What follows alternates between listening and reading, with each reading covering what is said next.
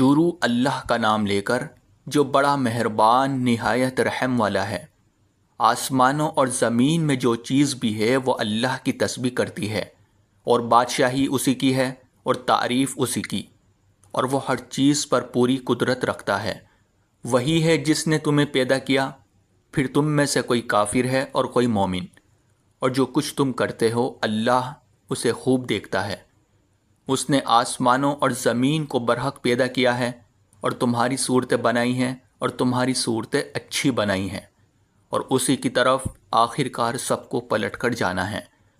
آسمانوں اور زمین میں جو کچھ ہے وہ اسے جانتا ہے، اور جو کچھ تم چھپ کر کرتے ہو اور جو کچھ کھلم کھلا کرتے ہو اس کا بھی اسے پورا علم ہے، اور اللہ دلوں کی باتوں تک کا خوب جاننے والا ہے۔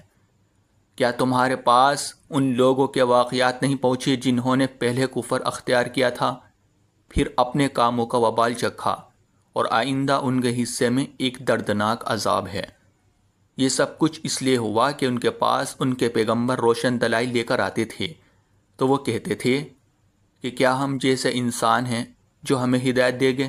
غرض انہوں نے کفر اختیار کیا اور منہ موڑا، اور اللہ نے بھی بے نیازی برتی، اور اللہ بالکل بے نیاز ہے، بذات خود قابل تعریف۔ جن لوگوں نے کفر اپنا لیا ہے وہ یہ دعویٰ کرتے ہیں کہ انہیں کبھی دوبارہ زندہ نہیں کیا جائے گا۔ کہہ دو کیوں نہیں، میرے پروردگار کی قسم تمہیں ضرور زندہ کیا جائے گا، پھر تمہیں بتایا جائے گا کہ تم نے کیا کچھ کیا تھا، اور یہ اللہ کے لیے معمولی سی بات ہے۔ لہٰذا اللہ پر اور اس کے رسول پر اور اس روشنی پر ایمان لاؤ جو ہم نے نازل کی ہے، اور تم جو کچھ کرتے ہو اللہ اس سے پوری طرح باخبر ہے۔ یہ دوسری زندگی اس دن ہوگی جب اللہ تمہیں روز حشر میں اکٹھا کرے گا۔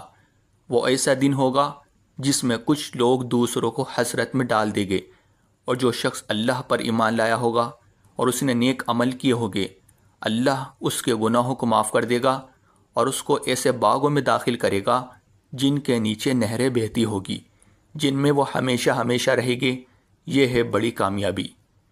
اور جن لوگوں نے کفر اختیار کیا ہوگا اور ہماری آیتوں کو جھٹلایا ہوگا وہ دوزخ والے ہوگے، جس میں وہ ہمیشہ رہیں گے، اور وہ بہت برا ٹھکانہ ہے۔ کوئی مصیبت اللہ کے حکم کے بغیر نہیں آتی، اور جو کوئی اللہ پر ایمان لاتا ہے وہ اس کے دل کو ہدایت بخشتا ہے، اور اللہ ہر چیز کو خوب جاننے والا ہے۔ اور تم اللہ کی فرما برداری کرو اور رسول کی فرما برداری کرو، پھر اگر تم نے منہ موڑا تو ہمارے رسول کی ذمہ داری صرف یہ ہے کہ وہ صاف صاف بات پہنچا دے۔ اللہ وہ ہے جس کے سوا کوئی معبود نہیں ہے۔ اے ایمان والو، تمہاری بیویوں اور تمہاری اولاد میں سے کچھ تمہارے دشمن ہیں، اس لیے ان سے ہوشیار رہو، اور اگر تم معاف کر دو اور درگزر کرو اور بخش دو تو اللہ بہت بخشنے والا، بہت مہربان ہے۔ تمہارے مال اور تمہاری اولاد تو تمہارے لیے ایک آزمائش ہے، اور وہ اللہ ہی ہے جس کے پاس بڑا اجر ہے۔ لہٰذا جہاں تک تم سے ہو سکے اللہ سے ڈرتے رہو، اور سنو اور مانو، اور اللہ کے حکم کے مطابق خرچ کرو، یہ تمہارے ہی لیے بہتر ہے۔ اور جو لوگ اپنے دل کی لالچ سے محفوظ ہو جائے وہی فلاح پانے والے ہیں۔ اگر تم اللہ کو اچھی طرح قرض دو گے تو اللہ تمہارے لیے اس کو کئی گنا بڑھا دے گا اور تمہارے گناہ بخش دے گا، اور اللہ بڑا قدردان، بہت بردبار ہے۔ وہ ہر بھید کا اور ہر کھلی ہوئی چیز کا جاننے والا ہے، بڑے اقتدار کا، بڑی حکمت کا مالک۔